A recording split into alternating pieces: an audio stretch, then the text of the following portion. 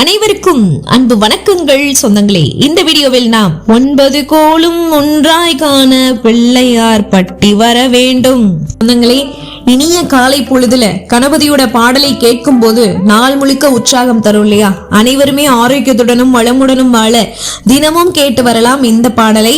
முழுமுதற் கடவுள், முத்தமிழ் தெய்வம், கொழுக்கட்டை பிரியன், சிவபுத்திரன், பார்வதி மைந்தன், கந்தனின் அண்ணன், மக்களின் கடவுள் விநாயக பெருமானை போற்றி வணங்குவோம். பாடல்களை பாடும் போதே உங்களுக்கு தெரிஞ்சிருக்கும் நம்ம எதை பத்தி பேச போறோம். இந்த மாதம் என்ன சிறப்பு? விநாயக சதுர்த்தி 2025ஆம் ஆண்டுல எப்போ வருது? இந்த நாளுக்கு இப்படி ஒரு சிறப்பா? வாங்க பார்த்துடலாம். விநாயகரை வழிபட்டா எப்படிப்பட்ட துன்பமும் நீங்கி நன்மைகள் அதிகரிக்கும். எந்த தெய்வத்தை வழிபட்டாலும் முதலில் விநாயகரை வணங்கி விட்டு பிறகு வழிபட வேண்டும் என்பார்கள். ஆனால் விநாயகரை வழிபட்டு அருள் பெறுவதற்கு ஒரு அற்புதமான நாள் உண்டு. முழுக்க முழுக்க விநாயகருக்கு அர்ப்பணிக்கப்பட்ட நாள் ஒன்று இருக்குன்னா அது விநாயகர் சதுர்த்தி தினம்தான்.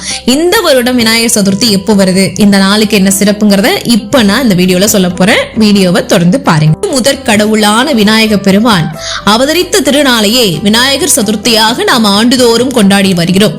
ஆவணி மாத வளர்பிறை சதுர்த்தியில் விநாயக பெருமான் அவதரித்ததாக சொல்லப்படுகிறது. விநாயகர் அவதரித்த திதி என்பதால் அனைத்து மாதங்களிலும் வரும் சதுர்த்தி தினம் விநாயக பெருமானுக்குரிய வழிபாட்டின் நாளாக கருதப்படுகிறது.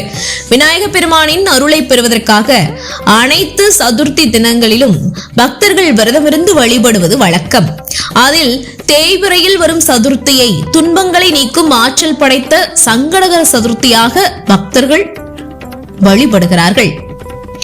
ஆவணி மாத வளர்பிறை சதுர்த்தியான விநாயகர் சதுர்த்திக்கு முன்பு வரக்கூடிய சங்கடகர சதுர்த்தியை மகா சங்கடகர சதுர்த்தி என போற்றி வழிபடுகிறோம்.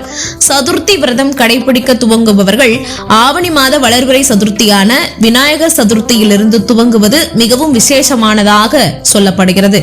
துன்பங்கள் தடைகள் நீங்கி நன்மைகள் அதிகரிக்க சதுர்த்தி திதியில் வழிபடுவார்கள். மற்ற மாதங்களில் வரும் சதுர்த்தி திதியே விசேஷமானதென்றால் விநாயகர் அவதரித்த ஆவணி மாதத்தில் வரும் வளர்பிறை சதுர்த்தியான விநாயகர் சதுர்த்தி எத்தனை விசேஷமானதாக இருக்கும் என பார்த்துக் கொள்ளுங்கள் சொந்தங்களே. இந்த வருடம் விநாயகர் சதுர்த்தி ஆகஸ்ட் மாதம், இந்த மாதம் 27ஆம் தேதி புதன்கிழமை வருகிறது. விநாயக பெருமான் ஞானத்தின் உருவமாக ஓம்கார வடிவமாக திகழ்பவர். அவரது அவதார தினம் புத்திகாரகன் என போற்றப்படும் புதன்கிழமையில் வருவது மிக மிக விசேஷமானதாகும். ஆகஸ்ட் 26ஆம் தேதி பகல் 2:22 துவங்கி ஆகஸ்ட் மாதம் 27ஆம் தேதி மாலை 3:52 வரை சதுர்த்தி திதி இருக்கிறது. அதற்கு பிறகு பஞ்சமி திதி துவங்கி விடுகிறது. அதே போல் ஆகஸ்ட் 27ஆம் தேதி காலையில் அஸ்தம் நட்சத்திரமும் பிறகு சித்திரை நட்சத்திரமும் வர இருக்கிறது. இந்த 2 நட்சத்திரங்களும் புதன் பகவானை ராசிநாதனாக கொண்ட கன்னி ராசியில் வரக்கூடியவை. அது மட்டுமல்ல, அஸ்தம் நட்சத்திரத்திற்குரிய தெய்வம் காயத்ரி தேவி, அதே போல் சித்திரை நட்சத்திரத்திற்குரிய தெய்வம் சக்கரத்தாழ்வார். இவங்க இருவருமே ஞானம், வெற்றி, ஆன்மீக பாதுகாப்பை, தெய்வீக பலத்தை தரக்கூடிய தெய்வங்கள். இந்த தெய்வங்களுக்கு உரிய நாளில் விநாயக பெருமானை விரதமிருந்து வழிபடுவது மிகவும் விசேஷமானதாகும். இது காரிய வெற்றியை வாரி வழங்கக்கூடிய அற்புதமான நாள். காரிய தடைகளை அதிகம் சந்திப்பவர்கள், புதிதாக தொழில் துவங்க நினைப்பவர்கள் இந்த நாளில் துவங்கினால் வெற்றிகள் அதிகரிக்கும். விநாயகர் சதுர்த்தி அன்று களிமண்ணால் செய்யப்பட்ட விநாயகர் சிலையை வாங்கி வீட்டில் வைத்து விநாயகருக்கு விருப்பமான கொழுக்கட்டை, மோதகம் போன்ற உணவுகளை படைத்து விநாயகருக்கு உரிய மந்திரங்களை சொல்லி வழிபடுவதால் விநாயகரின் முழுமையான அருள் கிடைக்கும். அதோடு பெருமாளின் அம்சமான சக்கரத்தாழ்வாரின் அருளும் உங்களுக்கு கிடைக்கும். விநாயகர் சதுர்த்தி அன்று விநாயக பெருமானுக்கு அருகம்புல், எருக்கம்பூ மாலை சாட்சி வழிபடுவதால் நம்முடைய வாழ்க்கையில் இருக்கும் தீராத துன்பங்கள் எல்லாம் விலகும்.